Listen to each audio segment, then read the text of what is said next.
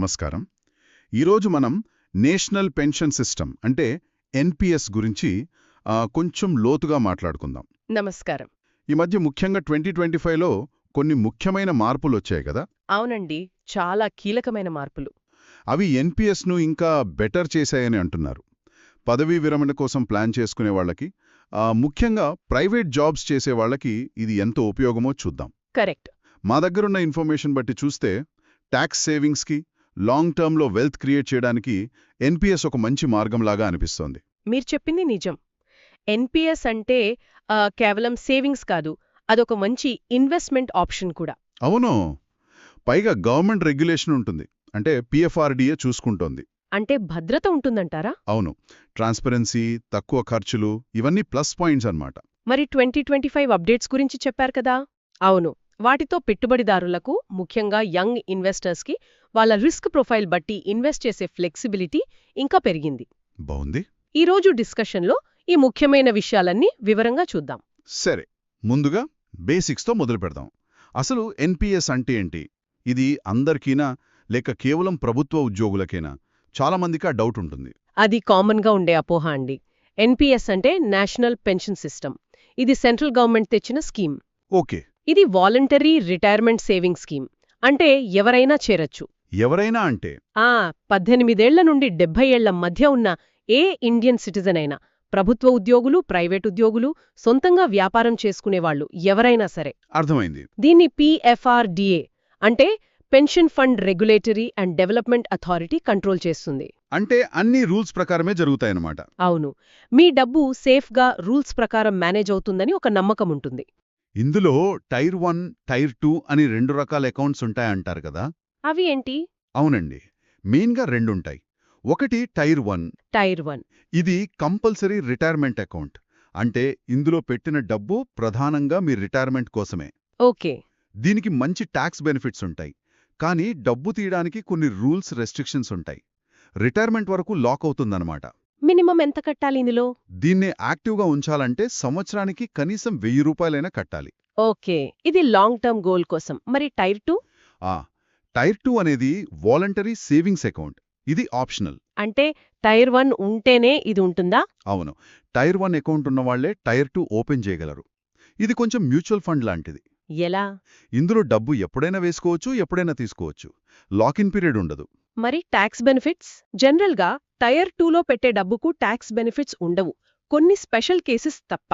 మీ దగ్గర అదనంగా డబ్బు ఉంటే దాన్ని దాచుకోటానికి ఇది పనికొస్తుంది. అర్థమైంది.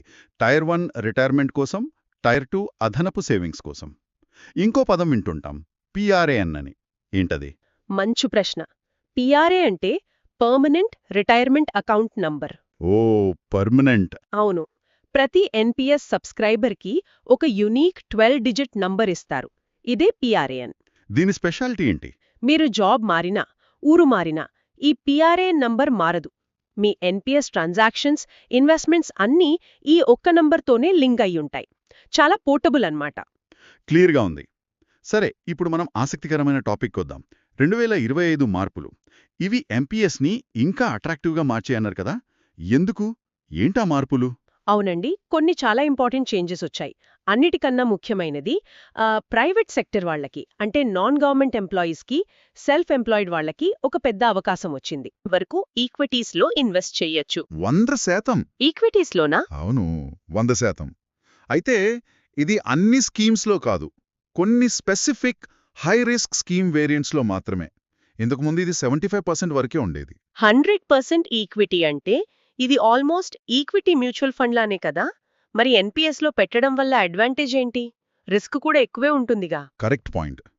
రిస్క్ ఎక్కువగానే ఉంటుంది, కానీ లాంగ్ టర్మ్లో, అంటే ఒక 20-30 ఇయర్స్ టైం ఉన్న వాళ్ళకి, ముఖ్యంగా యంగ్ పీపుల్కి, ఇది ఎక్కువ రిటర్న్స్ ఇచ్చే పొటెన్షియల్ ఉంది. అంటే గ్రోత్ ఎక్కువ ఉండొచ్చన్నమాట. అవును, ఇది ఎన్పిఎస్ని కేవలం సేఫ్ డెట్ ఆప్షన్గా కాకుండా హై గ్రోత్ ఇవ్వగల ఒక పవర్ఫుల్ టూల్గా మారుస్తుంది. మరి మ్యూచువల్ ఫండ్స్తో పోలిస్తే? మ్యూచువల్ ఫండ్స్తో పోలిస్తే ఎన్పిఎస్లో అడిషనల్ ట్యాక్స్ బెనిఫిట్స్ ఉన్నాయి కదా. ఆ సెక్షన్ 80CCD 1B లాంటివి. ఇంకా ఫండ్ మేనేజ్మెంట్ ఛార్జెస్ కూడా చాలా తక్కువ. ఓ, ఛార్జెస్ తక్కువ? అవును, కాకపోతే లాక్-ఇన్ పీరియడ్ ఉంటుంది, అది గుర్తుపెట్టుకోవాలి. అంటే ఎక్కువ రిటర్న్స్ కావాలి, రిస్క్ తీసుకోగలను అనుకునే వాళ్లకి ఇది మంచి ఆప్షన్. ఇంకో మార్పు, మల్టిపుల్ స్కీమ్ ఫ్రేమ్వర్క్ MSF అన్నారు. అదెలా ఉపయోగపడుతుంది? ఎంఎస్ఎఫ్ కూడా అక్టోబర్ 2025 నుంచే వచ్చింది. దీని ద్వారా ఒకే ప్లాన్ కింద ఒకేసారి డిఫరెంట్ ఇన్వెస్ట్మెంట్ స్ట్రాటజీస్ ఉన్న మల్టిపుల్ స్కీమ్స్ని చూస్ చేసుకోవచ్చు. అంటే ఉదాహరణకు కొంత అమౌంట్ని అగ్రెసివ్గా 100% ఈక్విటీ స్కీమ్లో పెట్టొచ్చు, ఇంకొంత సేఫ్గా గవర్నమెంట్ బాండ్ స్కీమ్లో, మరికొంత కార్పొరేట్ బాండ్స్లో, ఇలా అన్నమాట. ఓ, అలా డివైడ్ చేసుకోవచ్చా? అవును. ఇది మీ పోర్ట్ఫోలియోని మీ రిస్క్ టాలరెన్స్కి, మార్కెట్ కండిషన్స్కి తగ్గట్టుగా ఇంకా బాగా డైవర్సిఫై చేసుకోవడానికి, కంట్రోల్ చేసుకోవడానికి హెల్ప్ చేస్తుంది. బావుంది. కానీ వీటి మధ్య మార్చుకోవచ్చా? దానికి కొన్ని లిమిట్స్ ఉన్నాయి. స్కీమ్స్ మధ్య స్విచ్ అవ్వాలంటే 15 ఏళ్లు వెయిట్ చేయాలి, లేదా రిటైర్మెంట్ అప్పుడు మార్చుకోవచ్చు. ఓకే. ఇది ఇన్వెస్టర్కి వాళ్ళ డబ్బు మీద ఇంకాస్త కంట్రోల్ ఇస్తుంది. వయసు పరిమితుల్లో కూడా మార్పులొచ్చాయా? వచ్చేయండి. ఇప్పుడు ఎన్పీఎస్ అకౌంట్ని 70 ఏళ్ల వరకు ఓపెన్ చేయొచ్చు. ఇంతకుముందు 65 ఏళ్లే. ఓ, 70 వరకు. అలాగే అకౌంట్ని 75 ఏళ్ల వరకు కంటిన్యూ చేయొచ్చు. ముందు 70 వరకే ఉండేది. ఇది లేట్గా స్టార్ట్ చేసే వాళ్ళకి, లేదా రిటైర్మెంట్ తర్వాత కూడా కంటిన్యూ చేయాలనుకునే వాళ్ళకి బావుంది. అవును. ఇంకోటి, పిల్లల కోసం ఎన్పీఎస్ వత్సల్య అని కొత్త స్కీమ్ తెచ్చారు. పిల్లల కోసమా? అవును. పేరెంట్స్ లేదా గార్డియన్స్ మైనర్ పిల్లల పేరు మీద ఎన్పీఎస్ అకౌంట్ ఓపెన్ చేసి వాళ్ల భవిష్యత్తు కోసం ఇన్వెస్ట్ చేయొచ్చు. దీనికి కూడా normal NPS tax benefits apply అవుతాయి. ఇంట్రెస్టింగ్. ఇవి కాకుండా ఇంకేమైనా చిన్న చిన్న అప్డేట్స్ ఉన్నాయి. యాప్స్, పోర్టల్స్ని ఇంకా యూజర్ ఫ్రెండ్లీ చేశారు. సెక్యూరిటీ కోసం లాగిన్ అప్పుడు 2 ఫ్యాక్టర్ ఆధార్ అథెంటికేషన్ పెట్టారు. సెక్యూరిటీ ఇంపార్టెంట్ కదా? అవును. ఇంకా రిటైర్మెంట్ తర్వాత ఆ 60% లంసమ్ అమౌంట్ని ఒకేసారి కాకుండా సిస్టమాటిక్ లంసమ్ విత్డ్రాల్ SLW పద్ధతిలో, అంటే నెల లేదా క్వార్టర్లీ అలా 75 ఏళ్ల వరకు విత్డ్రా చేసుకునే ఆప్షన్ కూడా ఇచ్చారు. ఓహ్, అది డబ్బుని ప్లాన్డ్గా వాడుకునే వాళ్ళకి యూజ్ అవుతుంది. అవునండి. చాలా మార్పులు. ఇవన్నీ ఎన్పీఎస్ని ఇంకా ఫ్లెక్సిబుల్గా, పవర్ఫుల్గా మార్చాయనిపిస్తుంది. సరే, ఇవన్నీ బానే ఉన్నాయి. కానీ ఎన్పీఎస్ అనగానే అందరికీ ముందుగా గుర్తొచ్చేది ట్యాక్స్ సేవింగ్స్. ఆ బెనిఫిట్స్ గురించి కొంచెం వివరంగా చెప్పండి. వీటిని మ్యాక్సిమం ఎలా వాడుకోవచ్చు? ఎన్పీఎస్ ట్యాక్స్ బెనిఫిట్స్ విషయంలో నిజంగా స్పెషల్ అండి. దీన్ని EEE స్టేటస్ అంటారు. అంటే ఎగ్జెంప్ట్, ఎగ్జెంప్ట్, ఎగ్జెంప్ట్. EEE. అవును. అంటే మీరు డబ్బు పెట్టేటప్పుడు ట్యాక్స్ మినహాయింపు, మీ డబ్బు పెరిగే కొద్దీ వచ్చే రిటర్న్స్ మీద ట్యాక్స్ లేదు, ఎగ్జెంప్ట్. చివరికి మెచ్యూరిటీ అప్పుడు కొంత డబ్బు వెనక్కి తీసుకుంటే దాని మీద ట్యాక్స్ లేదు, ఎగ్జెంప్ట్. బాగుంది. కొంచెం వివరంగా చెప్పండి. డబ్బు పెట్టేటప్పుడు ఎలా సేవ్ అవుతుంది? ఇక్కడ 3 సెక్షన్స్ గుర్తుపెట్టుకోవాలి. ఒకటి సెక్షన్ 80CC-D1. ఓకే. దీని కింద మీ శాలరీ బేసిక్ ప్లస్ DA లో 10% వరకు, లేదా మీరు సెల్ఫ్ ఎంప్లాయిడ్ అయితే మీ గ్రాస్ ఇన్కంలో 20% వరకు ఎన్పీఎస్లో పెడితే ఆ అమౌంట్ మీద ట్యాక్స్ డిడక్షన్ క్లెయిమ్ చేయొచ్చు. కాకపోతే ఇది సెక్షన్ 80C కింద ఉన్న 15 లక్షల లిమిట్ లోపలే వస్తుంది. అంటే ఇది ATCతో పాటే కలిసిపోతుంది. మరి ఎన్పీఎస్ కోసం స్పెషల్గా అడిషనల్ బెనిఫిట్ ఏదైనా ఉందా? అదే కదా చాలా మందిని అట్రాక్ట్ చేసేది. ఎగ్జాక్ట్లీ, అక్కడికే వస్తున్నాను. అదే సెక్షన్ 80CCD-1B. ఇది ఎన్పీఎస్కి ఉన్న సూపర్ పవర్ లాంటిది. Super power. అవును. 80CCD కింద ఉన్న 1,50,000 లిమిట్కి అదనంగా ఎక్స్ట్రాగా కేవలం ఎన్పీఎస్ టైర్ 1 అకౌంట్లో పెట్టే డబ్బు మీద మరో 50,000 వరకు ట్యాక్స్ డిడక్షన్ క్లెయిమ్ చేసుకోవచ్చు. ఓ, అదనంగా 50,000. అవునండి. అంటే మీ స్వంత కంట్రిబ్యూషన్ మీద మొత్తం 2 లక్షల వరకు, 1,50,000 ప్లస్ 50,000 ట్యాక్స్ సేవ్ చేసుకునే ఛాన్స్ ఉంది. ఇది చాలా పెద్ద బెనిఫిట్. ఇది పాత ట్యాక్స్ రెజీమ్ వాళ్లకేనా? లేదు. ఇంకో ముఖ్య విషయం ఏంటంటే ఈ 50,000 అడిషనల్ బెనిఫిట్ కొత్త ట్యాక్స్ రెజీమ్ని ఎంచుకున్న వాళ్ళకి కూడా వర్తిస్తుంది. అవునా? అది చాలా మంచి విషయం. సరే, ఇది మన కంట్రిబ్యూషన్. మరి ఎంప్లాయర్ అంటే కంపెనీ కంట్రిబ్యూట్ చేస్తే దానికి కూడా బెనిఫిట్ ఉందా? తప్పకుండా ఉంది. అది మూడో బెనిఫిట్. సెక్షన్ 80CCD-2 కింద వస్తుంది. ఓకే. మీ బేసిక్ శాలరీ ప్లస్ DAలో 10% వరకు, గవర్నమెంట్ ఎంప్లాయీస్కైతే 14% వరకు మీ ఎంప్లాయర్ మీ ఎన్పీఎస్ అకౌంట్కి కంట్రిబ్యూట్ చేస్తే ఆ అమౌంట్ మీద మీరు ట్యాక్స్ కట్టక్కర్లేదు. ఇది 80CCD-1B లిమిట్స్కి అదనం. అంటే ఇది కూడా ఎక్స్ట్రా బెనిఫిటే. అవును. కాకపోతే ఒక ఫైనాన్షియల్ ఇయర్లో ఎంప్లాయర్ చేసే మొత్తం కాంట్రిబ్యూషన్స్ ఎన్పీఎస్, ఈపీఎఫ్, సూపర్ యాన్యుయేషన్ అన్నీ కలిపి 7.5 లక్షలు మించకూడదు అనే ఒక క్యాప్ ఉంది. ఓకే, ఆ లిమిట్ గుర్తుంచుకోవాలి. ఇంకో విషయం, కొన్ని రిపోర్ట్స్ ప్రకారం ప్రైవేట్ ఎంప్లాయీస్కి కూడా ఎంప్లాయర్ కాంట్రిబ్యూషన్ లిమిట్ని 14%కి పెంచారని అంటున్నారు. దానిమీద ఇంకా పూర్తి క్లారిటీ రావాలి. మొత్తానికి ఇన్వెస్ట్మెంట్ స్టేజ్లోనే చాలా ట్యాక్స్ ఆదా అవుతోంది. మరి డబ్బు వెనక్కి తీసుకునేటప్పుడు, మెచ్యూరిటీ అప్పుడు? అక్కడ కూడా ట్యాక్స్ బెనిఫిట్ ఉంది. మీరు 60 ఏళ్ల తర్వాత రిటైర్ అయినప్పుడు మీ ఎన్పీఎస్ అకౌంట్లో జమ అయిన మొత్తం అమౌంట్లో 60% వరకు విత్డ్రా చేసుకోవచ్చు. 60%? అవును, 60%. ఈ విత్డ్రా చేసుకున్న అమౌంట్ మీద ఎటువంటి ట్యాక్స్ ఉండదు. Completely tax free. లంసమ్ గానా లేక ఎస్ఎల్డబ్ల్యూ ద్వారానా? 2 ఆప్షన్స్ ఉన్నాయి. లంసమ్గా తీసుకోవచ్చు లేదా ఎస్ఎల్డబ్ల్యూ ద్వారా వాయిదాల్లో తీసుకోవచ్చు. ఆ 60% ట్యాక్స్ ఫ్రీ. మరి పాక్షిక విత్డ్రాలు? అవును, కొన్ని స్పెసిఫిక్ రీజన్స్కి మధ్యలో చేసే పార్షియల్ విత్డ్రాలుంటాయి కదా, అంటే మీ సొంత కంట్రిబ్యూషన్లో 25% వరకు. అవి కూడా ట్యాక్స్ ఫ్రీనే. వావ్, ట్యాక్స్ బెనిఫిట్స్ చాలా బాగున్నాయి. సరే, ట్యాక్స్ సేవింగ్స్ బాగుంది. మరి ఇన్వెస్ట్మెంట్గా ఎన్పీఎస్ పర్ఫార్మెన్స్ ఎలా ఉంటుంది? డబ్బు ఎలా పెరుగుతుంది? ఇన్వెస్ట్మెంట్ ఆప్షన్స్ ఏంటి? ఎన్పీఎస్లో మీ డబ్బుని డిఫరెంట్ అసెట్ క్లాసెస్లో ఇన్వెస్ట్ చేస్తారండి. మెయిన్గా 4 రకాలుంటాయి. అవేంటి? ఈ అంటే ఈక్విటీ, షేర్స్. సి అంటే కార్పొరేట్ బాండ్స్, కంపెనీల బాండ్స్. జి అంటే గవర్నమెంట్ సెక్యూరిటీస్, ప్రభుత్వ బాండ్స్. ఇవి చాలా సేఫ్. ఏ అంటే alternative investment funds, real estate, infra funds లాంటివి. ఓకే, ఈసీజీఏ. మీరు మీ డబ్బుని ఈ అసెట్స్లో ఎలా కేటాయించాలి అంటే అసెట్ అలోకేషన్ అనేది 2 విధాలుగా సెలెక్ట్ చేసుకోవచ్చు. ఆ 2 పద్ధతులేంటి? ఎవరు ఏది సెలెక్ట్ చేసుకోవాలి? ఒకటి యాక్టివ్ చాయిస్. పేరులోనే ఉంది కదా, ఇక్కడ మీరే యాక్టివ్గా డెసిషన్ తీసుకుంటారు. అంటే ఏ అసెట్ క్లాస్లో ఈసీజీఏ ఎంత % పెట్టాలి అనేది మాక్సిమం లిమిట్స్ ఉంటాయిలండి, మీరే డిసైడ్ చేసుకోవచ్చు. ఉదాహరణకు ఇందాక మనం అనుకున్న 100% ఈక్విటీ ఆప్షన్ కావాలంటే యాక్టివ్ చాయిస్ తీసుకోవాలి. ఇది ఎవరికి బాగుంటుంది? మార్కెట్ మీద కొంచెం అవగాహన ఉండి, రిస్క్ తీసుకోగలిగి, తమ ఇన్వెస్ట్మెంట్స్ని తామే మేనేజ్ చేసుకోవాలనుకునే వారికి ఇది సూట్ అవుతుంది. మరి రెండోది? రెండోది ఆటో చాయిస్. ఇది ఇన్వెస్ట్మెంట్స్ గురించి ఎక్కువ తెలియని వాళ్లకి లేదా అంత టైం లేని వాళ్లకి చాలా ఈజీ అండ్ సేఫ్ ఆప్షన్. అది ఎలా పనిచేస్తుంది? ఇది ఆటోమేటిక్ అన్నమాట. మీ వయసును బట్టి సిస్టమే మీ డబ్బుని ఈక్విటీ, డెట్ మధ్య ఆటోమేటిక్గా అడ్జస్ట్ చేస్తుంది. అంటే మీరు యంగ్గా ఉన్నప్పుడు ఈక్విటీలో ఎక్కువ పర్సెంటేజ్ ఉంటుంది, రిస్క్ ఎక్కువ, రిటర్న్ పొటెన్షియల్ ఎక్కువ. మీ వయసు పెరుగుతున్న కొద్దీ సిస్టమ్ ఆటోమేటిక్గా ఈక్విటీ వాటాని తగ్గించి సేఫ్గా ఉండే డెట్, బాండ్స్ వాటాని పెంచుకుంటూ వెళ్తుంది. ఆటోమేటిక్గా రిస్క్ తగ్గుతుందన్నమాట. అవును, ఇందులో కూడా వాళ్ళవి 3 లైఫ్ సైకిల్ ఫండ్స్ ఉంటాయి. LC75 అంటే అగ్రెసివ్, 75% వరకు ఈక్విటీతో స్టార్ట్ అవుతుంది. LC50 మోడరేట్, 50% వరకు. LC25 కన్జర్వేటివ్, 25% వరకు. మీ రిస్క్ని బట్టి ఒకటి ఎంచుకోవచ్చు. సరే, అర్థమైంది. మరి రిటర్న్ సంగతేంటి? ఎఫ్డీ లాగా ఫిక్స్డ్గా ఉంటుందా? గతంలో ఎలా పర్ఫామ్ చేసింది? ఎన్పీఎస్ రిటర్న్స్ ఫిక్స్డ్ కాదు, గ్యారంటీ ఉండదు. పూర్తిగా మార్కెట్ మీద ఆధారపడి ఉంటాయి.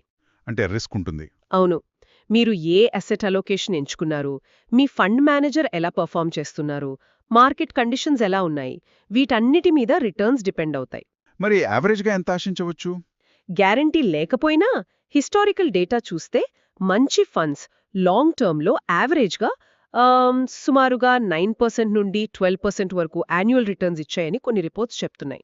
9 నుంచి 12%? ఫండ్ మేనేజర్స్ నడిపే స్కీమ్ ఈ ఈక్విటీ ఫండ్స్ గత 5 ఏళ్లలో యావరేజ్గా 10–12% రిటర్న్స్ ఇచ్చిన సందర్భాలున్నాయి.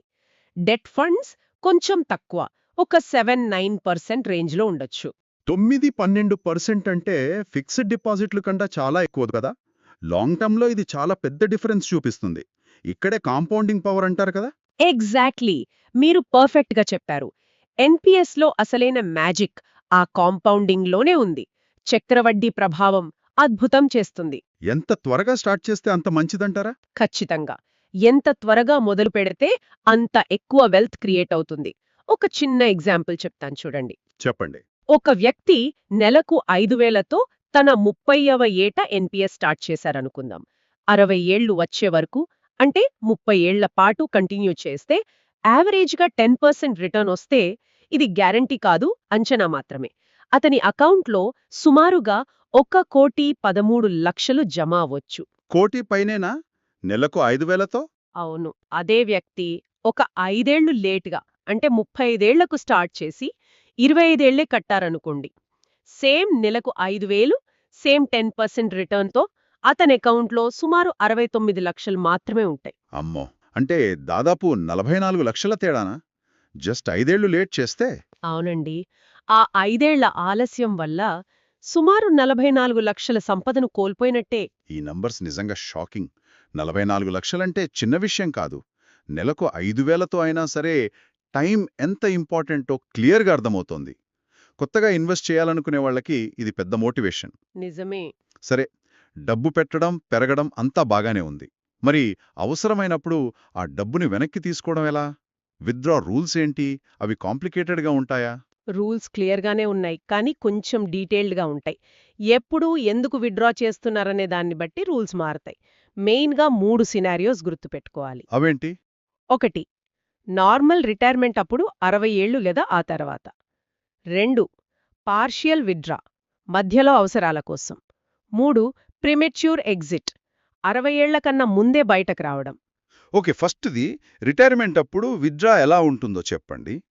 మీరు 60 ఏళ్లు నిండిన తర్వాత ఎన్పీఎస్ నుండి బయటకు వస్తే మీ అకౌంట్లో ఉన్న మొత్తం కార్పస్లో మాక్సిమం 60% వరకు విత్‌డ్రా చేసుకోవచ్చు. ఆ 60% మీద ట్యాక్స్? ట్యాక్స్ ఉండదు. ఆ 60% అమౌంట్ కంప్లీట్లీ ట్యాక్స్ ఫ్రీ. దీన్ని ఒకేసారి లంసంగా తీసుకోవచ్చు, లేదా ఎస్ఎల్డబ్ల్యూ ఆప్షన్ ద్వారా 75 ఇయర్స్ వరకు వాయిదాల్లో తీసుకోవచ్చు. మరి మిగిలిన 40%? మిగిలిన కనీసం 40% అమౌంట్తో కంపల్సరీగా యాన్యుటీ ప్లాన్ కొనాలి. యాన్యుటీ అంటే నెల నెల పెన్షన్ లాగానా? అవును, సరిగ్గా అదే. ఈ యాన్యుటీ మీకు లైఫ్ లాంగ్ లేదా ఒక ఫిక్స్డ్ పీరియడ్ వరకు రెగ్యులర్గా పెన్షన్ ఇస్తుంది. కాకపోతే ఈ వచ్చే పెన్షన్ మీద మీ ఇన్కమ్ ట్యాక్స్ స్లాబ్ ప్రకారం ట్యాక్స్ కట్టాలి. ఓకే. ఒకవేళ మొత్తం అమౌంటే తక్కువుంటే? ఒకవేళ మీ టోటల్ కార్పస్ 5 లక్షల రూపాయలు లేదా అంతకన్నా తక్కువ ఉందనుకోండి, అప్పుడు యాన్యుటీ కొనాల్సిన పని లేదు. మొత్తం 100% అమౌంట్ని విత్‌డ్రా చేసుకోవచ్చు. అది కూడా ట్యాక్స్ ఫ్రీనే. క్లియర్. 60% ట్యాక్స్ ఫ్రీ, 40% పెన్షన్ కోసం యాన్యుటీ, చిన్న మొత్తమైతే తప్ప. మరి మధ్యలో అనుకోకుండా డబ్బు అవసరమైతే పార్షియల్ విత్‌డ్రా ఎలా? దానికి అవకాశముంది. ఎన్పీఎస్ అకౌంట్ ఓపెన్ చేసి కనీసం 3 ఏళ్లు పూర్తి కావాలి. ఓకే. అప్పుడు మీరు కట్టిన మొత్తం కాంట్రిబ్యూషన్లో వడ్డీ కాదు, మీరు కట్టిన అసలులో మాక్సిమం 25% వరకు విత్‌డ్రా చేసుకోవచ్చు. ఈ అమౌంట్ మీద ట్యాక్స్? లేదు, ఇది ట్యాక్స్ ఫ్రీ. ఎన్నిసార్లు తీసుకోవచ్చు? మొత్తం సర్వీస్ పీరియడ్లో మాక్సిమం 3 సార్లు మాత్రమే తీసుకోవడానికి పర్మిషన్ ఉంటుంది. ఏ కారణాలకు తీసుకోవచ్చు? కొన్ని స్పెసిఫిక్ రీజన్స్కే ఇస్తారు. పిల్లల హయ్యర్ ఎడ్యుకేషన్ లేదా పెళ్లి కోసం, ఇల్లు కొనడానికి లేదా కట్టడానికి, సీరియస్ అనారోగ్యం వస్తే మీకు, స్పౌస్కి, పిల్లలకి, డిపెండెంట్ పేరెంట్స్కి, స్కిల్ డెవలప్మెంట్ లేదా స్టార్టప్ పెట్టడానికి. ఇలా కొన్ని కారణాలున్నాయి. అర్థమైంది. కొంచెం స్ట్రిక్ట్‌గానే ఉన్నాయి రూల్స్. కానీ ఎమర్జెన్సీకి ఆప్షన్ ఉంది. సరే, కొంతమంది 60 ఏళ్ల కన్నా ముందే జాబ్ మానేయటమో లేదా వేరే రీజన్స్ వల్ల ఎన్పీఎస్ నుండి బయటకు రావాలనుకోవచ్చు. అప్పుడేంటి? అంటే ప్రీమెచ్యూర్ ఎగ్జిట్. దానికి కూడా రూల్ ఉంది, కానీ కండిషన్స్ ఇంకా స్ట్రిక్ట్గా ఉంటాయి. ఎలా?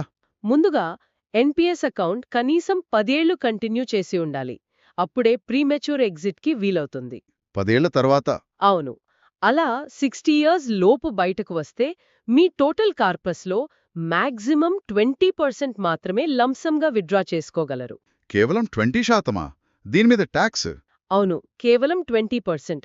ఈ అమౌంట్ మీద మీ ఇన్కమ్ ట్యాక్స్ స్లాబ్ ప్రకారం ట్యాక్స్ కట్టాలి. మరి మిగిలిన 80%? మిగిలిన 80% అమౌంట్తో కంపల్సరీగా యాన్యుటీ కొనాలి. దానిమీద వచ్చే పెన్షన్కి కూడా ట్యాక్స్ ఉంటుంది. ఇది చాలా స్ట్రిక్ట్‌గా ఉంది. అవును, కాకపోతే ఇక్కడ కూడా ఒక చిన్న వెసులుబాటుంది. ఒకవేళ మీ టోటల్ కార్పస్ 2.5 lakhs లేదా అంతకన్నా తక్కువ ఉంటే అప్పుడు యాన్యుటీ కొనక్కర్లేదు, మొత్తం అమౌంట్ విత్‌డ్రా చేసుకోవచ్చు. దీనిమీద ట్యాక్స్ ఉండదు. ఓకే.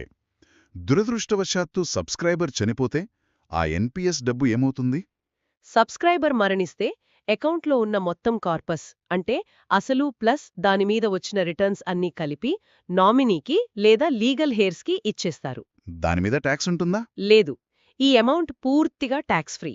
వాళ్ళు ఆ డబ్బుని మొత్తం ఒకేసారి తీసుకోవచ్చు, లేదా కావాలంటే యాన్యుటీ ప్లాన్ కూడా కొనుక్కోవచ్చు. విత్డ్రా రూల్స్ కొంచెం డీటెయిల్డ్గా ఉన్నా క్లియర్గా అర్థమయ్యాయి. ఇన్ని బెనిఫిట్స్ ఉన్నాయి, మరి అకౌంట్ ఓపెన్ చేయడం ఈజీయేనా? ముఖ్యంగా టెక్నాలజీ అంతగా వాడని వాళ్ళకు కూడా. 2 మెయిన్ పద్ధతులున్నాయి, ఆన్లైన్, ఆఫ్లైన్. ఆన్లైన్ ఎలా? ఆన్లైన్ పద్ధతి ఈఎన్పిఎస్ అంటారు. చాలా ఫాస్ట్. ప్రోటియన్, పాత ఎన్ఎస్డిఎల్, కేఫిన్టెక్, క్యామ్స్ లాంటి central record keeping agencies CRA వెబ్సైట్స్కి వెళ్లి ఓపెన్ చేయొచ్చు. సిఆర్ఏ అంటే? ఇవి మీ ఎన్పిఎస్ రికార్డ్స్ని మెయింటైన్ చేసే సంస్థలనమాట. లేదా కొన్ని పెద్ద బ్యాంకుల ఎస్బీఐ, ఐసిఐసిఐ, హెచ్డిఎఫ్సి లాంటివి నెట్ బ్యాంకింగ్ పోర్టల్స్ ద్వారా కూడా అప్లై చేయొచ్చు. ఆన్లైన్లో ఓపెన్ చేయడానికి ఏమేం కావాలి? ఎంత టైం పడుతుంది? మీ Aadhaar card, mobile number link అయి ఉండాలి. పాన్ కార్డ్, మీ బ్యాంక్ అకౌంట్ డీటెయిల్స్, చెక్ లేదా స్టేట్మెంట్ స్కాన్ కాపీ, మీ ఫోటో, సిగ్నేచర్ స్కాన్ చేసి రెడీగా పెట్టుకోవాలి. ఓకే. ఆన్లైన్ ఫామ్ ఫిల్ చేసి ఇవి అప్లోడ్ చేసి ఫస్ట్ కంట్రిబ్యూషన్ టైర్ 1కి మినిమం 500 రూపాయలు ఆన్లైన్లో పే చేయాలి. ఆధార్ ఓటీపీతో ఈకేవైసీ సైన్ చేస్తే చాలు. మీ ప్రాన్ ఆల్మోస్ట్ ఇమీడియట్గా జనరేట్ అయిపోతుంది. ఎంతసేపట్లో? అంతా కరెక్ట్గా ఉంటే ఒక 15-30 నిమిషాల్లో అయిపోవచ్చు. వావ్, చాలా ఫాస్ట్గా ఉంది. మరి ఆఫ్లైన్ పద్ధతి? ఆఫ్లైన్లో కూడా చేయొచ్చు. ఏదైనా పిఓపి అంటే పాయింట్ ఆఫ్ ప్రెజెన్స్కి వెళ్ళాలి. పిఓపి అంటే? ఎన్పిఎస్ సర్వీసెస్ అందించే బ్యాంకులు, పోస్ట్ ఆఫీసులన్నమాట. అక్కడికి వెళ్లి ఎన్పిఎస్ అప్లికేషన్ ఫామ్ తీసుకొని ఫిల్ చేసి మీ కేవైసీ డాక్యుమెంట్స్, ఆధార్, పాన్ కాపీలో ఫోటో ఇచ్చి ఫస్ట్ కంట్రిబ్యూషన్ క్యాష్ లేదా చెక్ ఇస్తే సరిపోతుంది. దీనికి కొంచెం టైం పడుతుందా? అవును, ఆఫ్లైన్లో ప్రాన్ రావడానికి కొంచెం టైం పట్టొచ్చు. ఇంకో ముఖ్య విషయం, టైర్ 1 అకౌంట్ని యాక్టివ్గా ఉంచాలంటే ప్రతి ఫైనాన్షియల్ ఇయర్లో కనీసం 1000 రూపాయలు కట్టాలి. ఆన్లైన్ ప్రాసెస్ అయితే చాలా ఈజీగా, ఎంకరేజింగ్గా ఉంది. సరే, మనం ఈ డిస్కషన్ ముగింపుకు వస్తున్నాం. ఇప్పటిదాకా మనం మాట్లాడుకున్న దాన్ని బట్టి చూస్తే ఎన్పిఎస్ అనేది ట్యాక్స్ సేవింగ్స్, లాంగ్ టర్మ్లో మంచి రిటర్న్స్ వచ్చే అవకాశం, 2025 మార్పులతో ఇంకా పెరిగిన ఫ్లెక్సిబిలిటీ, గవర్నమెంట్ రెగ్యులేషన్తో వచ్చే సేఫ్టీ, ఇలా చాలా బెనిఫిట్స్ని కలిపి ఇచ్చే ఒక కంప్లీట్ రిటైర్మెంట్ ప్లానింగ్ టూల్లా కనిపిస్తోంది. ఖచ్చితంగా అండి. ముఖ్యంగా యంగ్ ఇన్వెస్టర్స్, ప్రైవేట్ సెక్టార్లో పనిచేసేవాళ్లు వాళ్ల రిటైర్మెంట్ ప్లానింగ్లో ఎన్పిఎస్ని డెఫినెట్గా ఒక ఇంపార్టెంట్ పార్ట్గా కన్సిడర్ చేయాలి. ఎందుకంటారు? తక్కువ కాస్ట్, ట్రాన్స్పరెన్సీ, పోర్టబిలిటీ ఇవన్నీ అదనపు ప్లస్ పాయింట్స్. మనం కాంపౌండింగ్ ఎగ్జాంపుల్లో చూసాం కదా, లేట్ చేయడం వల్ల ఎంత లాస్ అవుతామో. అవును. కాబట్టి నెలకు చిన్న అమౌంట్తో అయినా సరే ఎంత త్వరగా వీలైతే అంత త్వరగా స్టార్ట్ చేయడం చాలా ముఖ్యం. ఈ చర్చ విన్న తర్వాత శ్రోతలు ఆలోచించాల్సిన ఒక విషయం ఉంది కదా, కొత్తగా వచ్చిన 100% equity option, multiple scheme framework లాంటి వాటిని కొంచెం స్ట్రాటజిక్గా వాడుకుంటే కేవలం సేఫ్గా, ట్రెడిషనల్గా వెళ్లేదానికన్నా మీ రిటైర్మెంట్ గోల్స్ని ఎంత ఫాస్ట్గా, ఎంత బెటర్గా రీచ్ అవ్వచ్చు. మంచి పాయింట్. అయితే ఈ ఎక్కువ ఈక్విటీ ఎక్స్పోజర్ అనేది మీ రిస్క్ తట్టుకునే కెపాసిటీకి మ్యాచ్ అవుతుందా? దీని మీద ఇంకాస్త ఆలోచించి అవసరమైతే ఒక ఫైనాన్షియల్ అడ్వైజర్ని కలిసి మీ ఫ్యూచర్కి కరెక్ట్ డెసిషన్ తీసుకోండి.